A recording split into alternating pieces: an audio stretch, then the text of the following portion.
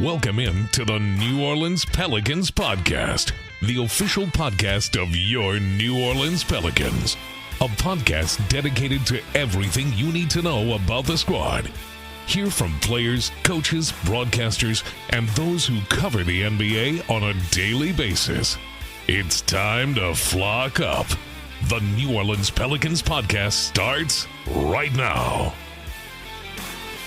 Hello, everybody, and welcome to another edition of the New Orleans Pelicans Podcast, the official podcast of your New Orleans Pelicans. And I don't know about you, but I am excited. I'm excited for a couple of reasons. One, it's my kid's birthday. Happy 8th birthday to Mr. Carver Kattengell. Yes, that's always nice. That just means I don't have as much money in the bank account today.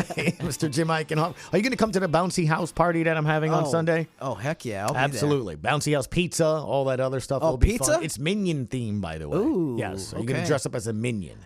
I'll have to get on that. You'll get back to me on that. Another reason I'm happy is because it is Friday, which obviously on the Pelicans podcast, you got some fun things, trending numbers, weekend showdown to keep an eye on. That'll be in the last segment.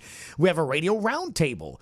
John, DeShazier, Todd, Graffagnini, they're happy. It's always a good thing when they're happy. We're all happy today, Gus. We're all in so much better of a mood. We're bouncing around. Which leads me to the final reason why I'm happy.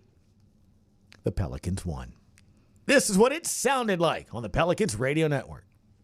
So Pels could really make this a strong start to the third. Murray hop steps in, rolls one in from the restricted arc and one. And it is a great start. And the Pels, in just 90 seconds, have cut an 11-point lead down to 3. Ingram to Herb, left corner 3. Online, and the lefty from Greensboro, Alabama, knocks it down. He's got to make them. They're not guarding him. They're disrespecting him, and he has to force them to guard him. Booker, left shoulder down, double pump, lost it. Strip, Herb, bounce pass to Murphy, who lost it. Got it back, one dribble, Punch it. Dunk it. That's what I'm talking about. That's what I'm talking about. Great pass by Herb Jones.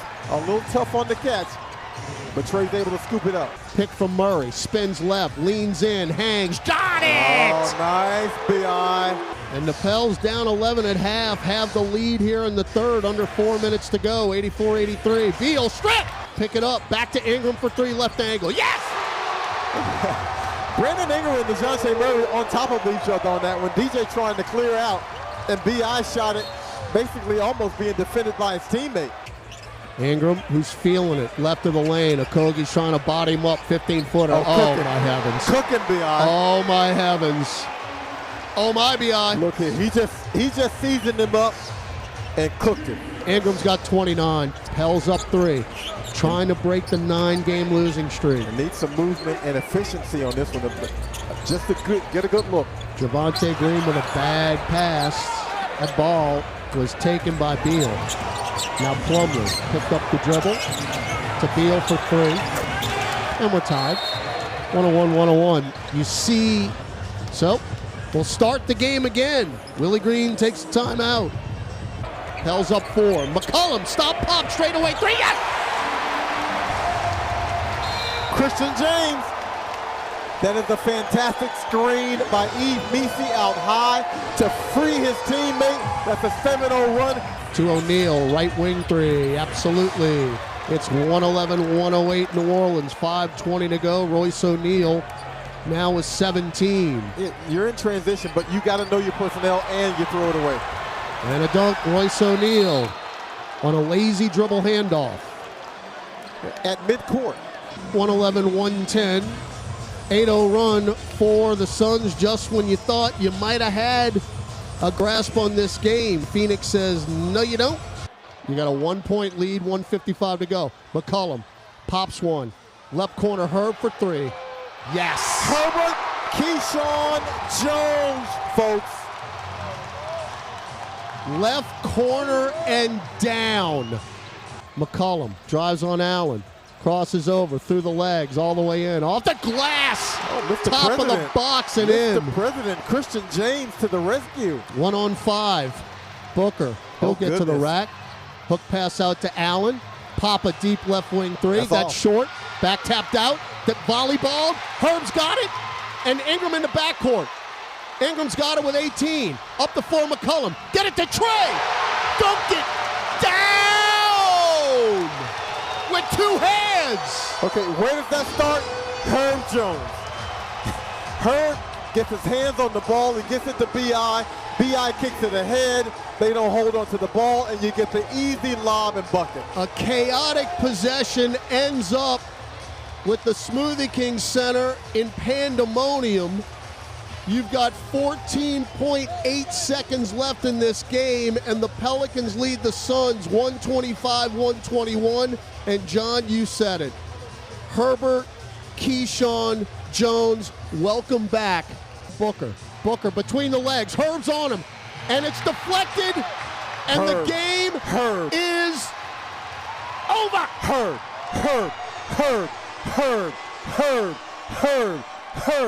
Put him in a straitjacket and finished it off. The 9-game losing streak, it is kerflooey. Now you tell me this team didn't miss that man. 126-124, the final there. Jim Eichenhofer, we spoke about it in the postgame in Pelicans OT last night. So many things you can get into as to how it happened, why it happened, but it happened. A win. Thank goodness.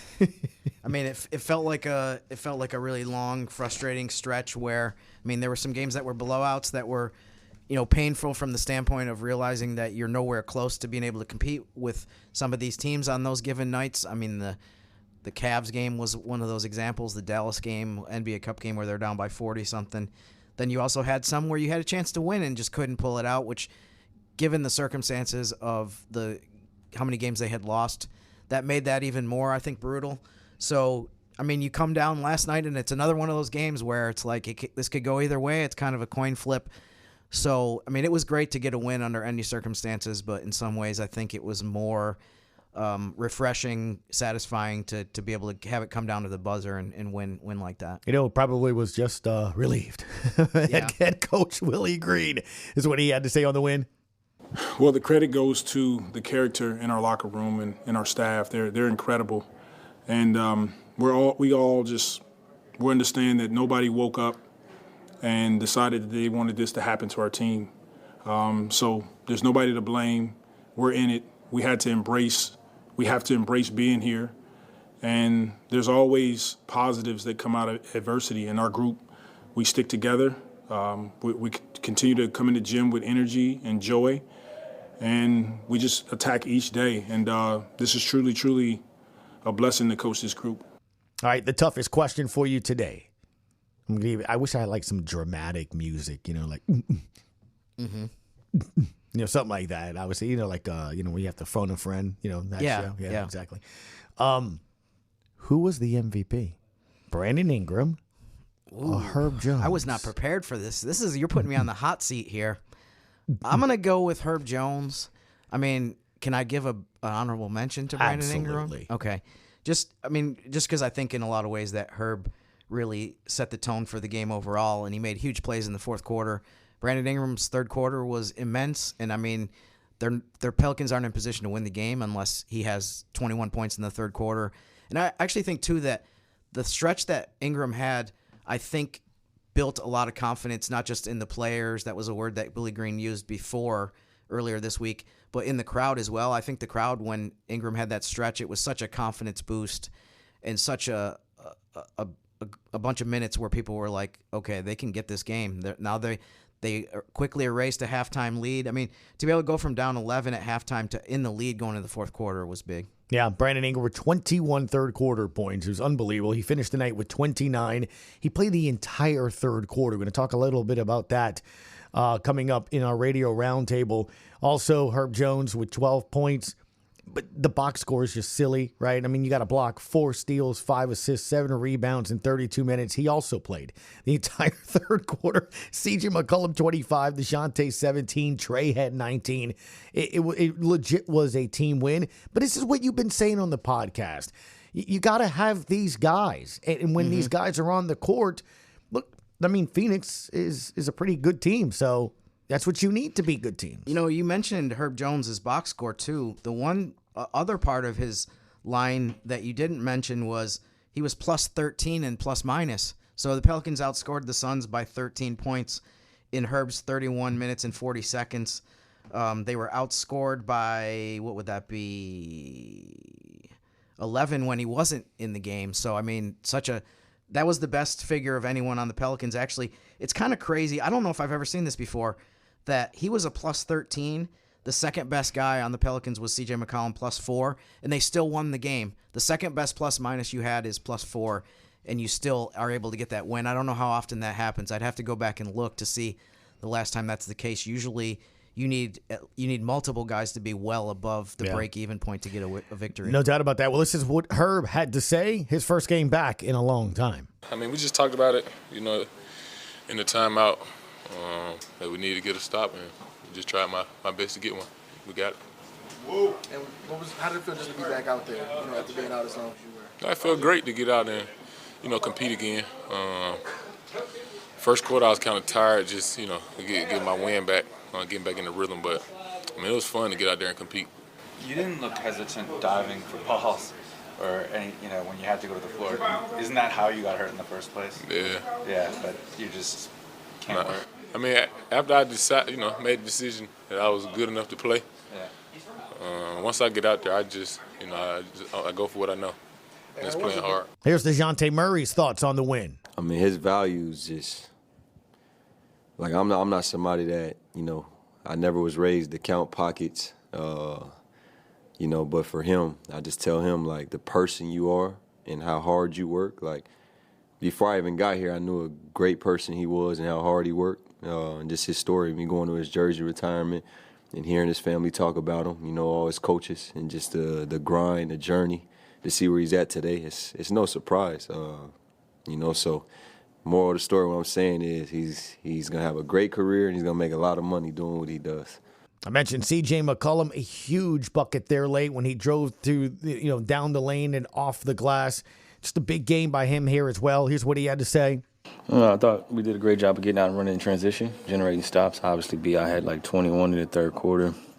We scored 45 as a team and still held them to 28, so that showed the intensity defensively to guard and still figure out a way to keep them off the line. I thought that was important for us, being physical, hitting first and then getting rebounds and trying to hold them to one shot. I think in the first half they got multiple opportunities at shots, and that ended up hurting us. So as we get ready to start doing the radio roundtable, though, look, I know it's a win, but when you have 9 straight losses, a win can just kind of reset some things. Now, obviously, you have to back that up with tomorrow night's game against OKC, and then you're at the Spurs on Sunday. It doesn't get any easier than, you go away, you host a game here next week, and then you have 5 games in the month of December. But we talked about this week, earlier this week. This is the month if you want to make a move or just kind of right the ship. Not even make a move, right?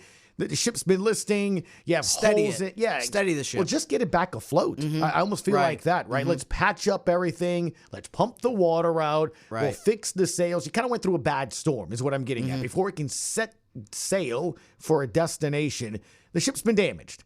Let's get it afloat again. Let's get our supplies back in, and now we can get there. Is that a good analogy? I love all these sailing analogies. You would think we were talking about the Clippers right now, the way that we're going on. But no, I mean, you're right. I think you referenced the schedule that they have coming up. I mean, it's important to get wins for obvious reasons, but also just to keep building upon what you did against Phoenix, where you were really competitive against a team that is in the upper tier of the Western Conference standings. You're playing a bunch more teams like that are above 500 in this crazy, difficult conference. So, yeah, it's going to be about, I mean, they're not going to win every single game probably coming up, although that would be great. But just to be in position now to where they're just able to hold up so much better against all these different opponents with the guys that they have now back in the lineup. All right. That radio roundtable is coming up now. You're going to enjoy it, I promise you. And then we'll come back with some Friday numbers and showdowns. You'll get what I'm talking about. All right, time now for our radio roundtable segment, and this should be a fun one and a lively one simply because of a win. Todd Graffagnini, voice of the Pels, John DeShazier, analyst for the Pelicans Radio Network, and Jim is still here. All right, so look, here's the thing, though. Let's just get right to the point. Before we get into a lot of specifics, I'm going to talk a lot about it, and I said it in the postgame yesterday. We're going to get into that. Let's just start with the obvious, left to right. How good did it feel to see a win? It's been a while, Gus. I mean, what, November 15th against Denver? Is that a while, by the way? That's a while, okay, almost a calendar month. So just to be on the winning side and to win it the way that the Pelicans did, a clutch game, you have to make plays down the stretch, and they were able to do that. And, C.J. McCollum with the big bucket to give you the lead. And then, of course, you got to make a play defensively. And the thing about Phoenix, they didn't need a 3 would have won the game. They just needed a 2 just to send it to overtime. So, and there's Herbert Keyshawn Jones getting it done, locked him up on Devin Booker. And, Booker had trouble with the inbound because Herb was on him. And then I don't know if you could even call it getting a shot off, but what he did was deflected by Herb, and there you go. And it was just fun. It was just a lot of fun to see, and the building really was into it. And of course, all those fans that have been coming out each and every game, and you're leaving after a tough defeat, they earned it as well. So it was a great night. Yeah, I mentioned that to Jim, and during the highlights, the crowd during the highlights was unbelievable. You could hear it. Yeah, I mean, there is no better perfume in sports than winning. And look, you lose 9 straight. There's a little stink in there. But you get a win against a pretty good team, even though they're missing Kevin Durant, a pretty good team. And as Graff said, you did the things necessary down the stretch, which had been lacking, a defensive stop, an offensive play. You just need, sometimes you just need somebody to make a play. And they got several guys to make plays down the stretch of that game where previous games they'd faltered. But you didn't have Herb Jones. You didn't have, a little bit better in sync C.J. McCollum. You didn't have a little bit better in sync DeJounte Murray. So now you're getting your guys back and you get a little bit of sync. And look, Herb hit the ground running because playing 32 minutes and chasing around after Devin Booker and Royce O'Neal and those kinds of things and being a help defender and a one-on-one defender down the stretch, it's going to take something out of you. He was at the free throw line last night. Me and Graff looked at him, and he was bent over, and it was like, Herb is gassed. Mm-hmm. But, Herb being Herb, he gutted it out and finished on a strong note. We would be remiss if we did not mention Brandon Ingram, who had missed the last 5 games and literally put the team on his back. Both played third quarter, the entire third quarter, both players. Yeah. So 21 points in the third quarter, knocking down threes. 45-point quarter, largest output of the season for the Pels. So, you could make an argument that Brandon Ingram really won the game because you were down 11 at halftime, and then all of a sudden you got a 6-point lead going into the fourth quarter, largely because of Ingram, who scored nearly half the points in the quarter. And before Jim goes, I got to say this. Did you notice he had 21 in the third?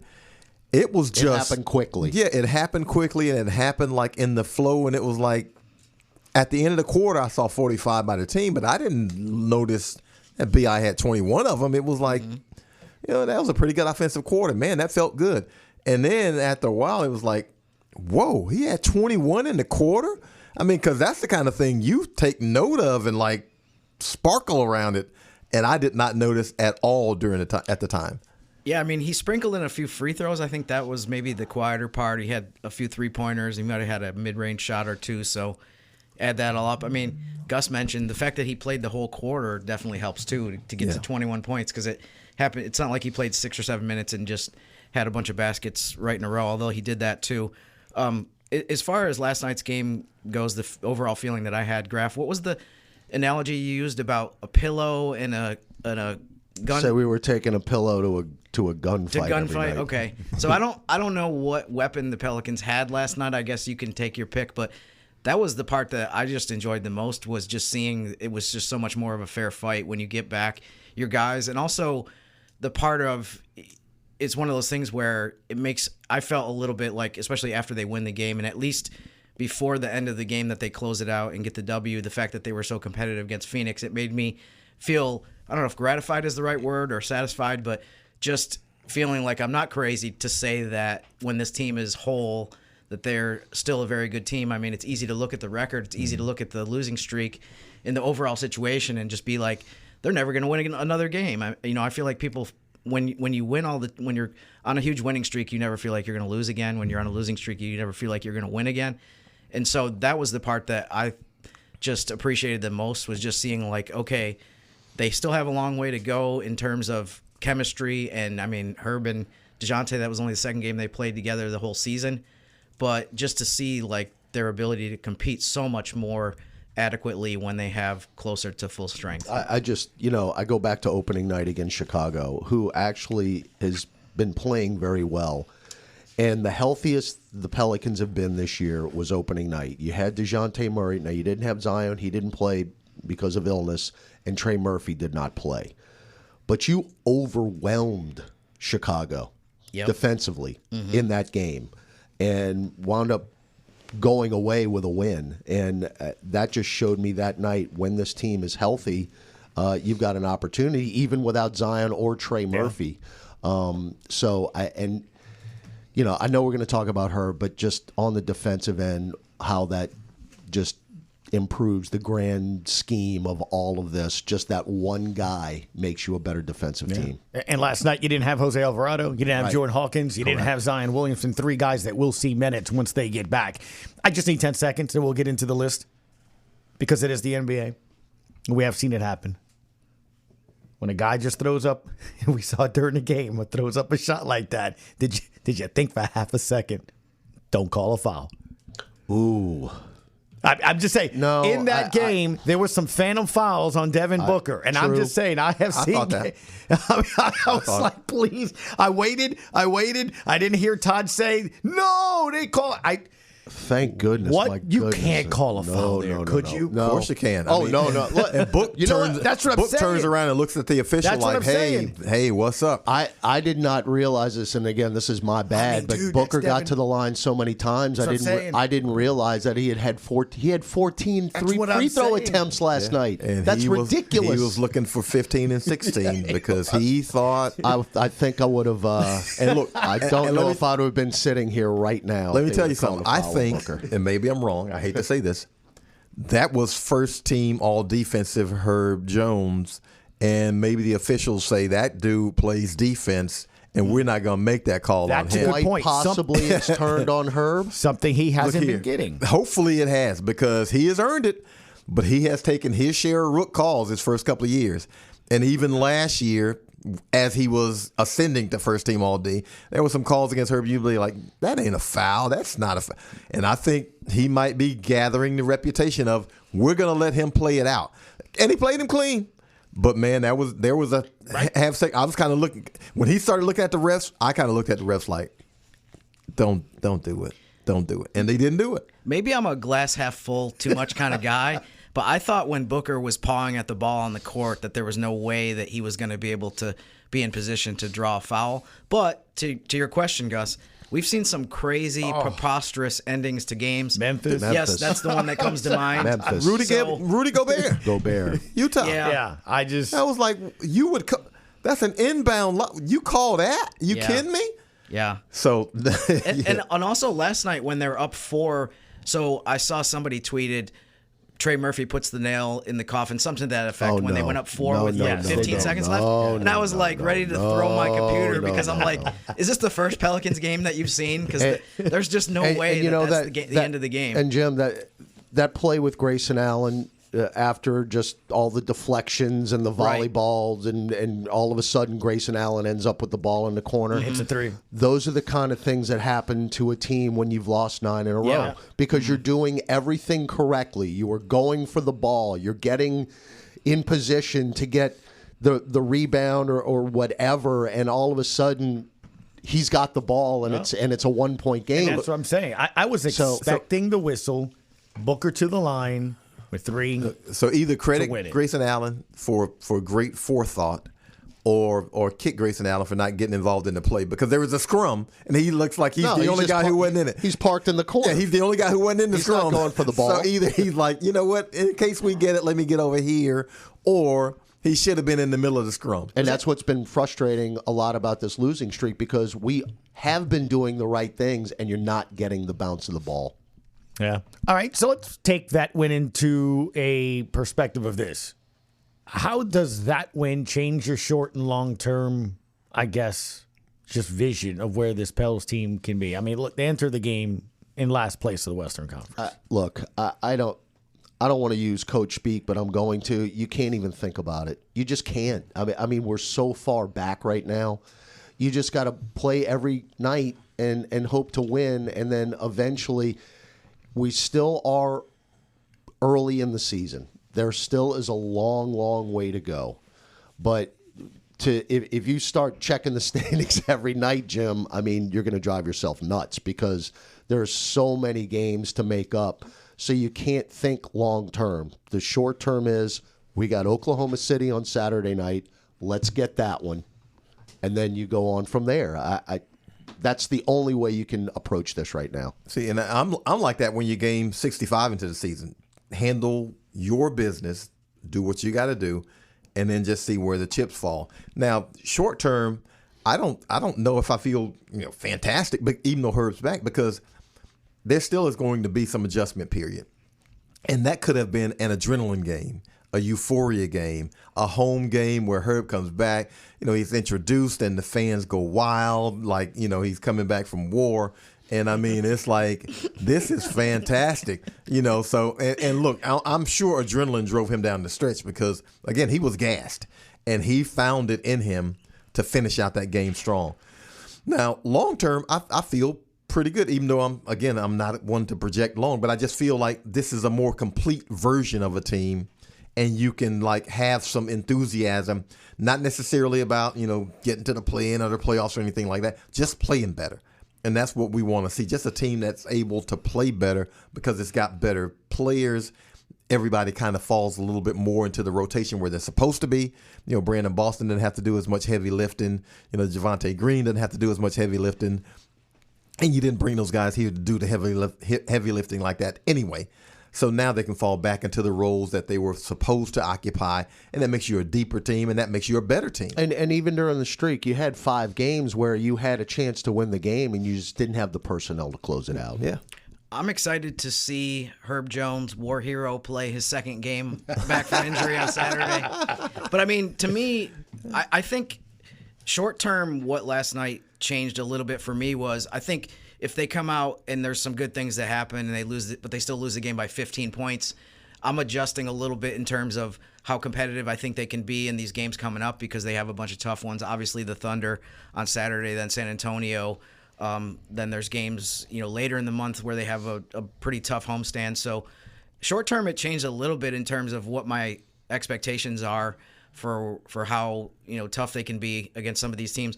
Long term, I think I agree with my colleague Mr. Graff over here in that they're going to have to string together a bunch of wins to change the way that we see that part of it. So, I mean, it's about just stringing together a couple really good weeks before I even want to, peek around the corner and look at the standings and start looking at that stuff like that. I think my short-term and long-term changes to this point, and they're both the same.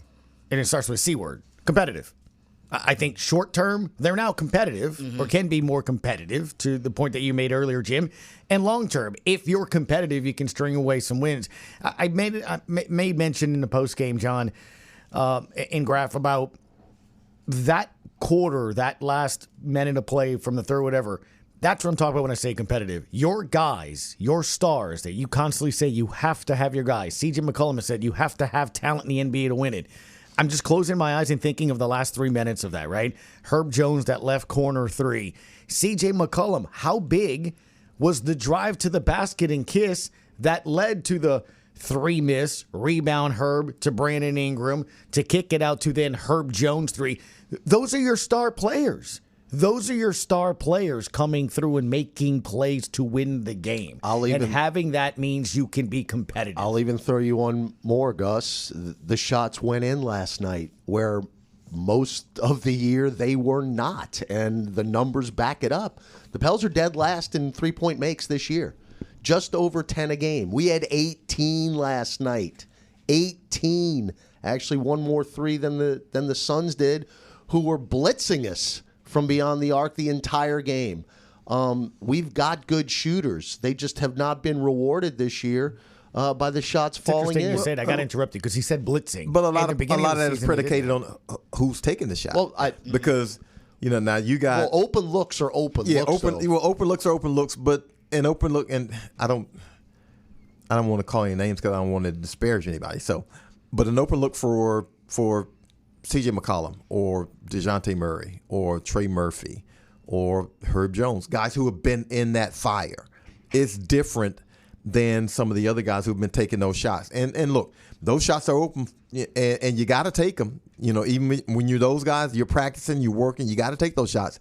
But it's different when a guy who's done it before and done it repeatedly and done it at a pretty high level and done it in some pressure situations takes those same shots. Now, that's not to say they won't, miss those same shots Saturday against Oklahoma City. Mm-hmm. But the player, the guy makes a difference because, even though Herb was shooting horrible last night, but when the time came to make a couple of threes, Herb made those. And even when he took them, you didn't like, oh my God, Herb hadn't made a three. You're like, all right, that's Herb's shot. He was 0 for his first three behind the arc, and then the last two that he made were absolutely huge. When it was time, he like.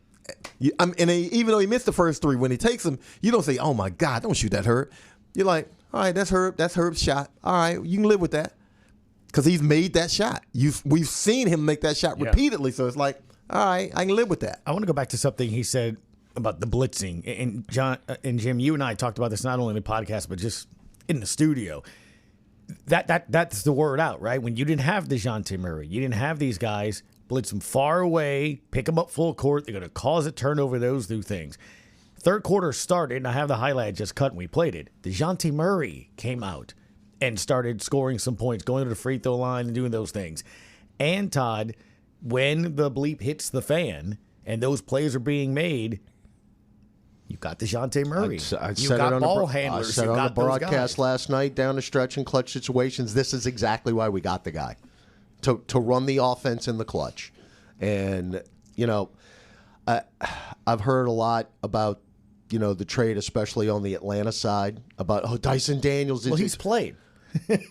And I'm trying to say, yeah, well, if Murray didn't break his hand in the opening night, I think this would be a much more even deal. And look, the best trades are trades that help both teams. Mm-hmm. I mean, we didn't know that DeJounte was going to hurt him, get hurt by a fluke on opening night. Has Dyson played well? Absolutely. We knew he was a tremendous defender. But he's adding offense to his game now. But we've seen in a very small sample size what DeJounte Murray is capable of. And last night was a part of it. He's just got to play a lot of games. What is it, Jim? 6 games now? 6, yeah. 6. Mm-hmm. So, 6 to 22. I mean, there's a very large disparity there. Look, I'm going to, and I know Graff just said, the best trades work out for both teams. I think this trade is going to work out better in the Pelicans' favor because, and Dyson, I'm not saying he's not a good player. We know what Dyson's limitations are. And he is a budding player. He is adding to his game. Now, his offense is coming along. He's got that little teardrop that he started here and then, he couldn't make it. Then he started making a few of them, and now it looks like he's really gotten proficient at it. But, look, DeJounte Murray is a mismatch on just about every NBA night. He is a lengthy point guard. He can get you in the paint and shoot over the top of you. He can make some threes. If you want to, he probably can post up. He is a versatile guy who can do a lot of things, and we saw it last night. He starts off on Devin Booker defensively. He's got a wingspan like a freaking condor. So he is a guy that he's going to make stuff happen on both ends, and it's going to be nice stuff because he got down in the paint a couple times, just turned around and shot over the top of guys. They couldn't do anything about it.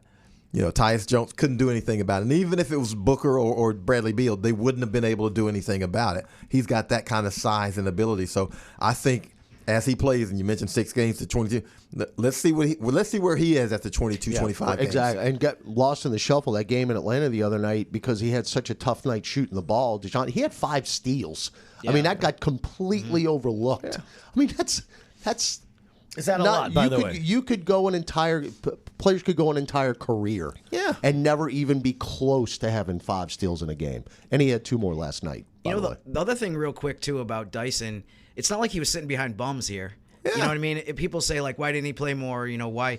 wasn't he on the court? Why didn't he get more minutes? I mean, you're talking about one of the best core groups of young wing players in the entire league. So, I mean, I don't need an explanation for why he didn't play more minutes if you look at the other players on this roster. This may be hard. Go ahead. Sorry. No, I'm just going to say, some guys, wrong place, wrong time. Yeah. And that's what happened to Dyson. Wrong place, wrong time. And again, we needed a point guard. Yeah. I mean, plain and simple. It's, right. And look, tried Dyson at point, and that's just well, not. we did. Yeah, that's what I'm saying. Tried Dyson at point, and that's just not his natural thing. Correct. So you get a natural NBA point guard right now in DeJounte Murray. Look, I'm taking that. I'm taking that because this team has sorely lacked a point. Yeah, look, wish him the best. I mean, that's what it is. I agree. And no, to your point, I got good trades where both teams helps happen. both teams. I know this is hard, but can you pick your favorite Herb Jones moment from last night? Man, I tell you, the ending is obvious, but that corner three, that was just such a huge shot because I don't know if anybody really expected it to happen. I think that was it. But, I wish we had a running tally of deflections during a game because we don't. But just all the little things that he does that don't go on a box score, I mean, I don't know off the top of my head. He had to have at least 5 to 10. And that's never going to be tracked. Now, they track it after the game, but as the game's going on, you just don't know how it's being affected. And we know, watching the game live, how he affects the game. But I think that left corner three down the stretch was the favorite moment for me. Yeah, that three's big. I'd love to know what Herb's heart rate is on shots like that because I don't think it rises above whatever the norm is for him because nothing seems to bother him. But my favorite is the last play of the game because Devin Booker's on the floor. Everybody in the gym knows Devin Booker. Ready. Everybody in the gym knows Devin Booker is going to get that ball. Everybody in the gym. And the Pelicans say, we know he's going to get it, and we're going to put our best defender on him, and we're going to let him go. We ain't doubling. Herb, go get him. And in that situation, a guy who hadn't played in 18 games, and you stick him out there and you say, okay, you go get a guy who has lit up this team for 52 back-to-back here in this gym and 58 in their place, and you go get him, and we need a stop. We need a stop to win the game. Now, if you give up 2, you go to overtime. Okay, we won't. It won't be horrible, but we need a stop to win it. Go get him, and he went and got him, and that's something to me that, that's something that the whole team can stand up because you look at that and you're like, everybody who might not have known him, might have had doubts or whatever. You look at that and you're like, we got a MF who can do it when it's time to do it at the highest level against one of the elite scorers in the league. And so that, to me, was just jumped off. My favorite aspect of what Herb did last night was just, for one, just the I'm going to talk about this a little bit later in the podcast, but just the tone of aggressiveness on defense that he set. It just seems like it bleeds into everyone else. You mentioned the deflections graph. It seemed like in the first 3 or 4 minutes, it looked like DeJounte was all over the place. Herb was all over the place. And that was big. But JD just referenced, what I had also for my favorite aspect of what Herb did last night was, for once, Devin Booker did not tear apart the Smoothie King Center. He wasn't out there like swinging a baseball bat at the arena and just making everyone furious by hitting every shot. So for him to, Booker, the way Booker started out last night, I was a little worried. He had 15 points in the first quarter. But from that point on, they totally controlled him to a level that we haven't seen. So, you know what else we haven't talked about? You think Herb makes a difference? What's been the opponent points in the paint in the last? 74 on Monday with the Hawks. The Suns had 46. Yeah. And we've talked about that a lot. A lot of people focus on it easily, John, and say it's the interior. Well, that's why you need your big man and all that. So much of that interior defense starts where? Yeah, on the perimeter. You talk about keep guys out of the paint. All the easy drives that you keep guys out of the paint. You can't score in the paint. I got a second favorite moment of Herb, which also frightened me, when he gets on the floor when he dives. Correct. Because it's like that that's dude. That's how he got hurt. Yeah, it's like, that's how he got hurt. And it's like, you probably shouldn't be doing that. But that's a guy who says, you know what? I'm back. I'm whole. I ain't worried. I'm going to put my body out here. I'm going to do this. Because when he went down, it was like, what are you doing? You know, I got to amend my statement. That's not how he got hurt. That punk Pajemski jumping on his shoulder is how he got hurt. So I amend that statement. There was a time last night where he went to the floor, and I was looking around to see if there's any Golden State players nearby in the second row that might jump out. See, Grayson Allen would have been a candidate. Well, he might have been on the bench then, so I don't know. But he went down. It was like, Herb, come on, man, what you doing? But hey, that's a guy who only knows how to play one way. Exactly. It's funny, JD's moment, man. That last play, because we're just joking about it, right? The official probably had that whistle ready to go. Secaucus is ready to go in case they got to replay it. But you know who probably yelled the loudest last night? I was just thinking about that when I looked down at my notes because we talked to him on Wednesday. How do you think his high school basketball coach Antoine Butler felt seeing that replay or maybe the highlight last night? The guy they honored the day before, right? 2 days later, I mean, is he not starting that meeting with this basketball team today? Like, you guys met him Tuesday. You literally guys saw wins him the Tuesday. game. He's a dude, and he wins the game Thursday. He feels like a savant because he's been telling because he's probably been telling his guys, hey, this is Herb Jones, the most unselfish player I've ever had, and if you do the right things, Play the fourth quarter. If you do the right things, you can be the next Herb Jones, or you can succeed if you're unselfish like this guy. When he was here, I bet. High school, most guys probably average 28, right. 40. Herb probably averaged 17, and he was all right with it. So he's probably telling his guys, if you're unselfish like this guy, you can be like this guy. And those kids are probably like, yeah, he's in it, but he ain't really. And then you watch a game like that, and you're like, I can impact the game every which way, and it doesn't have to be points. A player, you know what I'm talking about. Oh, yeah. We kind of don't think of it as much because we're always in the locker room, and there's Herb, there's whatever. But I see it, and we've been around it when kids or people. But a lot of times players. Those kids don't really genuflect if it's not Giannis or if it's not LeBron. They don't really. It doesn't really register.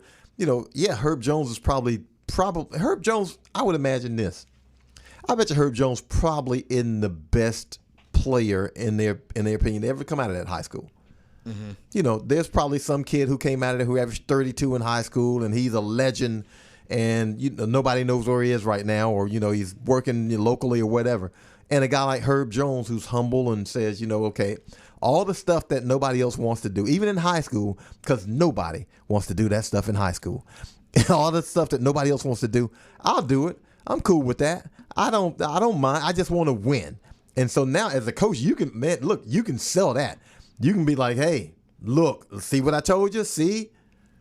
I got to interview Herb for Pelicans Weekly the night before he got the jersey retired when we were in Atlanta. And I asked him about, they won the state championship, the first time in the history of Hale County they won a state championship. And I asked him about the game, and he said, man, I didn't even play well that night. One of my, and I forgot the guy's name. He said he carried us that night. I mean, he's like, I must have scored 6-7 points. Yeah. And I'm thinking, well, I know you affected the game in other ways, but he's not going to say it. Right. But he's not going to say it. And he gave credit to his teammate, really, for winning the game that night. But I just thought that was dude that played was in college with a broke wrist. Had to shoot with his right hand. They saw. I dude told was like, JD. I told him to watch that YouTube yesterday when we were in here, and to see the Coleman Coliseum go absolutely insane. It was like they won the national championship when he made those two right. I mean, you got to, because that's when with a cast on his left wrist. When you're trying to tell dudes to sacrifice for the team, everybody thinks it's just talk. But then when you pull up a guy and says, "Look, this is sacrifice for the team right here, in the flesh." And how do you have 17 rebounds with a cast on your wrist? I mean, so that's impossible. I mean, it's impossible. Yeah. Well, that's why I wanted to bring that up there. Just because it's got to be something, right? I mean, you're sitting there, and to even hear Trey and other players, BI on Wednesday at practice afterwards talk about, hey, man, that guy's the man. I didn't even know those accolades. That's why they were all there in Alabama on Tuesday. But then to see it translate into legitimately a win was amazing. I know Jim wants to ask you about another player here as well, a guy in the middle. Yeah, I just was wondering, I guess everyone could kind of go through, what have you appreciated the most about Yves Misi's development so far? Just the daily routine, how he works, and to see him get better each and every day. I mean, it's very simple. He's 1 point away from another double-double last night. He missed that free throw in the end. He would have had 10 and 12. But, I mean, you're looking at possibly the steal of the draft. I mean, where you consider where he was picked, and there ain't nobody sitting in this room that thought that Messi would be performing the way he is right now, but that is a complete credit to him. From where you saw him in Summer League, Gus, to where he is right now, that is just plain old-fashioned hard work. Yeah, I've said it a few times. I thought this was going to be a redshirt year for him. I didn't think he'd be making this kind of an impact. And Graff is right. It's just the raw work because, he came into last night with a 5-game stretch, I think, averaging like 17 and 10. And so he's still going to be averaging a double-double over 6 games when you average it out. And it's just been a progression of growth where, it's been not, I can't even say incremental growth. I mean, it's been like jumps of a dude who is like, oh, I didn't realize he rebounded like that. I didn't realize he chased shots like that. Mm-hmm. I didn't realize, every now and then he gets around the rim and he'll finish one left-handed or something. It's like, okay, you can see the work that he's putting in. And again, you draft a guy, you know what his college coach says. You might know what his teammates say. You might know what his high school coach says. You don't know what the dude is until you get him in the gym, your gym, to see what he is. And once he got in the gym and he's like, okay, I'm just going to work and, I know the stuff that I can't do, and so I'm going to work to make that stuff better. You know what I've enjoyed the most about him is just his approach and his attitude. You remember when a bunch of years ago during the All-Star game, Giannis was looking around saying totally confused at why people were upset at him for playing defense during the All-Star game. It kind of the way that Eve approaches things kind of reminds me of that. I mean, some of this is his background. He's only lived in the U.S. for a few years. He's also very young at 20 years old, but I just love the fact that he doesn't care about being cool. He doesn't care if he gets dunked on. He's mentioned that a few times. I mean, to me, that's the kind of attitude. It just seems like, he hasn't been around long enough for me to know him very well, but it just seems like he's one of those guys that is going to just soak up everything. And for coaches, I mean, that's got to be such a beautiful thing to be able to know that he's not going to be resistant to anything. He's willing to listen, and I think that's part of what JD referenced. It's like he's making it's like from week to week. You go back a week ago and you're like, I didn't see him doing this on the court. So I mean, I that's the part that I've appreciated the most about him. He's getting double-digit rebounds on pretty much every night.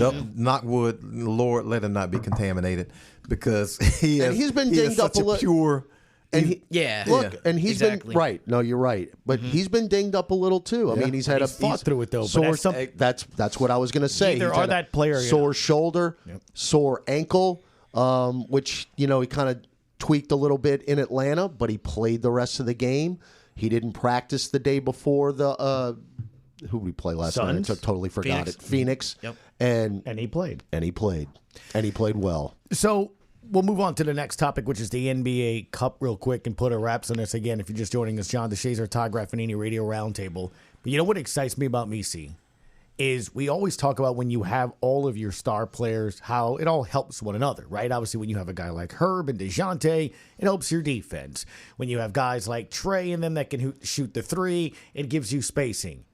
You know who's going to benefit the absolute living you-know-what out of having Zion back, DeJounte, Trey, Herb, Eve, Messi. You're going to have a pick guy and roll that's dunks. We've seen the lobs already. He's going to open up everything. And then when you put Zion down there in the box, I mean, that guy, if you're telling me he's a point away because he missed a free throw for a double-double and would have had his 4th in 6 games, but then when you add all those guys, I don't think I'm out the box by saying this guy's a double-double. It's taken DeJounte no time to get to the point where it's like, I can throw this guy lobs. I know where he's going to be. I know when he's rolling to the basket. I know if I throw it anywhere in this general vicinity, he's going to catch it and dunk it. So, I mean, just with DeJounte, you've already seen that. But you're right. I mean, it's going to be kind of a domino effect across the whole roster. Yeah, it doesn't have to be a perfect pass. Just throw it high and let him go get it. Mm-hmm. And that alone makes him an offensive threat because, you set the screen and roll to the basket and just throw it high. If they want to double team DeJounte and leave Eve roll into the basket himself, just throw it and he'll go get it. And allow everybody else to take shots too, because he can go get the rebound, because people are going to be focusing on Zion. All right, rapid fire NBA Cup questions. Here we go. Ready? Graf, who's winning it? I guess you should probably the Atlanta say, Hawks. Okay. I was going to say the West quarterfinals, Thunder Mavericks, Rockets Warriors, East quarterfinals, Bucks Magic, Knicks Hawks. The Atlanta Hawks. So you went the Hawks. Bucks. I went Bucks as the only team that is back from making Vegas last year. They were the only team that has returned that made the semifinals. So I'm going Milwaukee. I mean, I'm not just spewing this out. Mm-hmm. Atlanta just went into Milwaukee and rolled all over them 2 nights ago. Yeah. Atlanta has beaten the Knicks, the Celtics in Boston, and Cleveland in back-to-back games. So Trae Young is a pass-first point guard now. He's not just jacking everything up. He's just doing that so people won't talk about him. That's all. 12 assists, 12 assists a game, John. He's impressive. He's impressive. And he had 15 against us. But he is consciously, because he goes down on the fast break against the Pels, and he's ahead of the crowd and tries to pass it back, trying to stack up assists instead of laying it up. I just think that Atlanta Knicks game is going to be fantastic. I'm going Oklahoma City. I can't. Okay. No, I know you can't. I can't. Who do you? But Oklahoma City Dallas is going to be a really good game. Who'd you pick? I picked both of us. JD and I both picked Milwaukee. Who do you want to win it? I want the Magic to win over the Rockets as two teams that are kind of rising. I like the aspect of the NBA Cup that it's maybe more open to new blood and younger teams. Good job. I think Atlanta's going to win. I do. Yeah. I think the Bucks are going to win. I want Orlando to win it. I just like them. They gave the Pels so much problems last year, and they're going to give everybody problems too. Because of course we didn't have anybody when we played them. I mean, they are just so aggressive and athletic and lengthy, and it's like, these dudes are a problem if they can make any shots, because they're going to defend. They are going to defend, and now even without Bancaro, you go out there. Freaking Wagner is like killing it. Yeah, he is. 30 a game lately. Todd really loves him. He could be the most underrated player. Oh, Wagner is killing it. So it's like, you know what? I just like watching them. Let's go west to east. Give me the Knicks. I wouldn't mind seeing the Knicks. They're a good story. They play hard. I agree. They're a fun team. And I didn't know how Karl Anthony Towns was going to fit in there, right? A guy going to a team where you're practicing and you're playing and you're about the team. And I don't know if that was the 3 things you would describe in Minnesota, but maybe last year's unselfish. Run. Can I amend my statement? Yes. Whoever wins the Knicks Hawks game is going to win the cup. How about that? All right. I amend. You know who's not winning I'm allowed to amend. You know who's not winning it? Jim, go ahead. Who's not winning it? Lakers. The Lakers. I've learned now working with banner Jim, this year. I can say certain things and he already knows the answer. It's going to be Lakers. Quarterfinal matchup you're most interested in: Orlando, Milwaukee, Atlanta, New York, Dallas, OKC, Golden State, Houston. I think I've already answered that question. Yeah, I am. Magic Bucks. I have Trae Young back in Madison Square Garden, maybe like a playoff type atmosphere, which seeing that in December is always fun. That's cool. What do you like most about the NBA Cup? Both of y'all were in Vegas. I like it all. I mean, maybe I'm in the minority. The players legit like it. But having experienced the full aspect of it, because we got to go to Vegas, I love it all. I really, really do. I just think it adds a lot, and I've got nothing negative to say about it. I mean, everything was great right up until the ball went up in the air in Vegas against the Lakers. Well, the first quarter was good. Pels won. Yeah, that's true. Yeah. See, I like the league. I like the fact that the league figured out, you know what, we got something that's a little bit stale, and let's try something. And there's no guarantee it's going to work, but let's try something and see if we can generate some interest. And so I like the fact that the league just had the ingenuity to say, you know what, we got, this is getting a little bit, mundane. Let's try this. And, players are like, because if you give players something to fight for and to win, and you throw a little money on top of it, players are going to be like, hey, you know what? I might make $50 million this year, but another one won't hurt. And look, I will never ever in my broadcasting life life ever forget that game in Sacramento last year when we won and we like knew playoffs. we were going. That was awesome. And they were down on the court, and CJ McCollum's going $100,000, $100,000. You know what I'm saying? But I will never ever forget that because it was just so much fun. And knowing we were going to Vegas the next morning was just. I mean, I'm getting goosebumps thinking about it. Yeah, I was there. That crowd deserves a credit too. That Sacramento crowd was awesome. For No that doubt. game. It was a playoff game. Right. It was a playoff game. And it was cool to know that you're one of the 4 teams, even if people are like, NBA Cup, whatever. To be one of the final 4 teams that are playing, the rest of the league is sitting out. That was cool too. I think the part that I like the most right now is the intensity that we're seeing in certain games that you would never see to that level at this stage of the regular season. And also one minor specific thing too, I like how late in the fourth quarter of some of these games, the point differential is making both teams still you're running it up, baby. That was funny because the Magic, they were getting killed by the Knicks the other night, and the Knicks were up 35 points, and the Magic had all their guys in, and the Knicks had all their guys in. Tom Thibodeau wouldn't take anybody out. As a fan, you're getting to see further into a game, regardless of the margin on the scoreboard. You're getting to see the star players play more minutes, and you're getting to see not the last 5 or 6 minutes not just be a throwaway of like, well, it doesn't matter. We're going to just let's have a running clock. I mean, I like both of those aspects of it.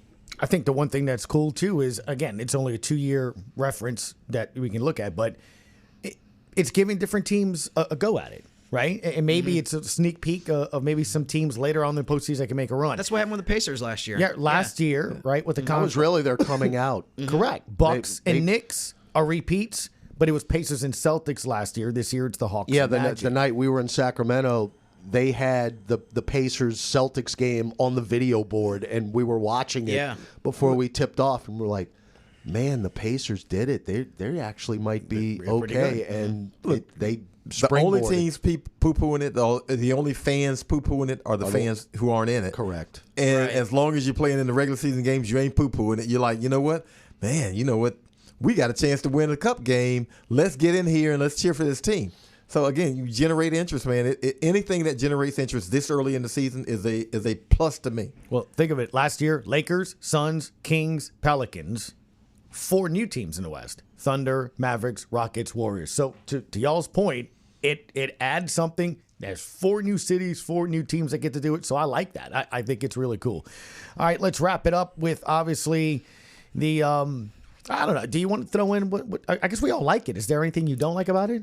No, I said I love it all. Okay. Love it. I had just one thing. Of course you did. And that is I think there's a confusing element to it that somehow needs to be tweaked. And when I say that, I mean, I think the groups are confusing. The fact that they're changing the groups every year. I want to just go with divisions so that people. See, Jim, that's why I leave the hard stuff to you. I don't think about any of that. Yeah. I just play the game in front of you. I'm trying to think point of differential, all that Jim breaks garbage. it down, man. That's what you're here for. But I'm Jim. looking at it from a fan standpoint too. What makes sense? What's confusing to the fans? I think I'm not looking at it from my perspective as far as like I live and die with this stuff. I like follow closely. The wild card, and right? point differential. I get it. I think the groups are confusing, and I think if you look at the chart that the NBA put out on Tuesday before the games were played, and there's 14 pages of data, somehow I wish there was a way that they can. I'm kind of contradicting myself because I like the point differential part of it, but I also think that it's just too confusing. So that's my only critique, I guess, is that we need to make it a little bit simpler for people who are kind of just not deeply into the NBA that want to get into it. And how many groups of death are there? I mean, there was at least, we were in a group of death. Exactly. Last year. Group C was Group B was a group of death. There's always going to be a group of death every year. Yeah, it's like the old saying: if you have 5 groups of death, you have 0 groups of death. Graph. See, can y'all hear it? Can y'all hear the difference? Laughter. This is what happens Joy. when you get a Yes. win. Right. Todd Graffagnini and John DeShazier, as always, gentlemen. Love the time. Thank y'all. Let's go get them. Our thanks to John DeShazier and Todd Graffagnini. Do an excellent job on the Pelicans Radio Network. That was look when good or bad, man. They care. And you can hear it in every one of their calls that we played in the beginning. It's just awesome. That was a lot of fun. I mean, that was, I think, one of the most fun roundtables we've done. Mm-hmm. Much easier to do that after a win than, God forbid, if Thursday had been a defeat. Our tone might have been a little bit different. But, yeah, love listening to those guys. They have a ton of insight. I love JD's old sayings, and I love Graff's insight as well. So it was a lot of fun. TGI Jim, it's Friday, which means Mr. Eichenhofer has a pair of things for us. Trending numbers and weekend showdown. What are we starting with, Jim? Well, Mallory, I think based on what we just talked about a lot with the Radio Roundtable, I'm going to start with the trending number, and that is 38, which is the number of turnovers that the Pelicans have forced in the two games that DeJounte Murray and Herb Jones have played together. Now, these two gentlemen have only had two opportunities to perform in the same game. The opener against Chicago, the Pelicans, the Bulls had 21 turnovers, and then last night's game against Phoenix, the Suns had 17. So you're talking 19 turnovers per game by the opponent in the two games that those all-defense level players have played in. So, I mean, I think that was something to keep an eye on as we go forward. Is I don't expect them to average 19 turnovers as a defense every game from now on. That's a ton. But can they change the defensive mentality and the approach that we've seen over the last few weeks? Can they go back to, on a consistent basis, hounding opponents, making them work for a lot more of the offense that they've gotten? I mean, we've seen when the Pelicans were super shorthanded, we saw some quarters where other teams were able to easily get to 40, 45 points, and obviously that's not a winning formula. So 38 is the trending number for this week. I know people are just excited to see those two guys. We talked about it the whole offseason, and then they only get to play one game together on opening night, and then we have to wait until the first week of December to finally see it again. So that was really fun to see the way that they defended, and I mean, the Pelicans also had 13 steals as a team last night, so that was great. The weekend showdown, Gus, and there's actually two weekend showdowns, but it's between the same two teams. So I picked Minnesota at Golden State because they actually are playing Friday and Sunday this weekend. So two games. Friday's game is on ESPN. Sunday's game will be obviously the second game of a baseball series. I'm just curious to see where these two teams have gone. I think I picked the Warriors as the team to watch on Wednesday for Western Conference Wednesday because of the schedule that they have coming up. But I think T-Wolves-Warriors was definitely the best matchup that I see on the schedule through Friday, Saturday, and Sunday. So It was kind of an obvious no-brainer pick as the weekend showdown.